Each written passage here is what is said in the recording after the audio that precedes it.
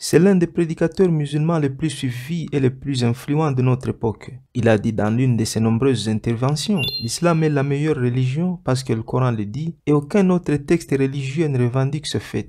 Qui est vraiment Zakir Naik?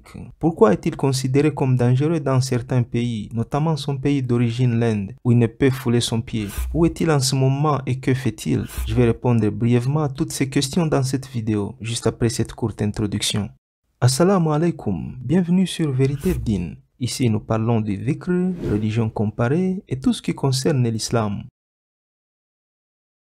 Né en Inde en 1965, Zakir Naik a grandi dans la ville de Mumbai où il a obtenu un baccalauréat en médecine et chirurgie. C'est en 1991 qu'il a décidé de consacrer sa vie à la prédication lorsqu'il a fondé l'école islamique internationale de Mumbai. Il a également fondé le United Islamic Aid, une organisation qui offre des bourses aux jeunes musulmans pauvres et démunis. Il a déclaré en 2006 qu'il avait été inspiré par Ahmed Deedat, un prédicateur islamique qu'il avait rencontré en 1987. Spécialiste de religion comparée, Zakir Naik est connu comme quelqu'un qui défie les responsables religieux lors des débats publics. Il clarifie les points de vue islamiques et nettoie les idées fausses sur l'islam en utilisant le Coran et les hadiths, et en faisant aussi recours à la logique ainsi qu'aux faits scientifiques.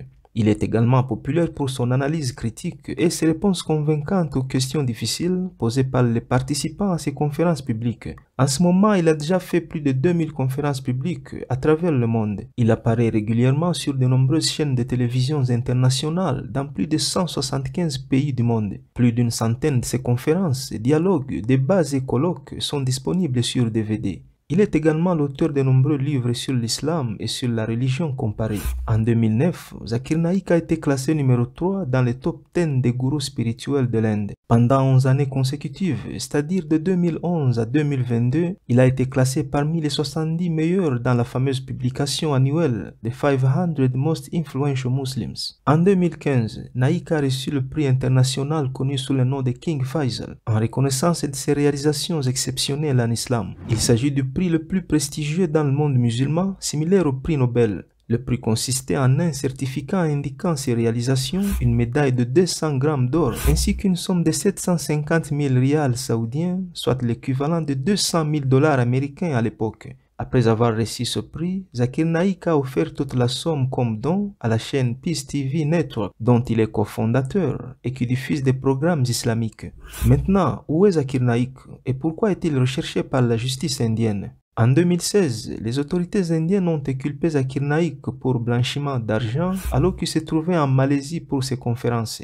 Ils l'ont également accusé de propager des discours de haine et du terrorisme. Dès lors, Naik a décidé de rester en Malaisie où il a obtenu le statut de résident permanent. Dans l'une de ses interviews, il a vivement critiqué le premier ministre indien Narendra Modi pour ce qu'il a qualifié de fausses accusations et de propagande contre lui à des fins politiques. Il a déclaré qu'il était ciblé pour sa popularité. L'Inde a demandé son extradition au gouvernement malaisien afin qu'il puisse être jugé pour ces accusations, mais la demande a été rejetée par le gouvernement malaisien. En 2017, en 2019 et en 2021, Interpol a rejeté toutes les demandes de l'Inde de faire une notice rouge pour arrêter provisoirement Zakir Naik. La dernière fois, le jury d'Interpol a noté dans son ordonnance que le fait que Zakir Naik ait collecté de l'argent grâce à ses enseignements religieux et qu'il l'ait dépensé pour financer ses activités ne peut en aucun cas constituer un blanchiment d'argent. Il est important de noter que même si la Malaisie et l'Inde ont signé un traité d'extradition en 2010, il est très peu probable que la demande de New Delhi obtienne une réponse favorable, car le docteur Naik est devenu très populaire parmi les musulmans malaisiens qui constituent plus de 70% de la population du pays. Selon certains analystes, si son extradition avait lieu, la Malaisie étant un pays à majorité musulmane, serait accusée d'avoir été incapable de protéger un musulman innocent. Pendant ce temps, le docteur Naik poursuit ses activités de diffusion du message de l'islam et continue d'avoir un impact sur des millions de personnes à travers le monde. En 2021, il a lancé Al-Hidayah, une grande plateforme islamique avec du contenu éducatif des célèbres prédicateurs venant du monde entier. Il est également actif sur les réseaux sociaux où il comptabilise plus de 3,5 millions d'abonnés et environ 260 millions de vues sur sa chaîne YouTube. Il a aussi 23 millions de followers sur Facebook. Merci beaucoup pour votre temps. À très bientôt.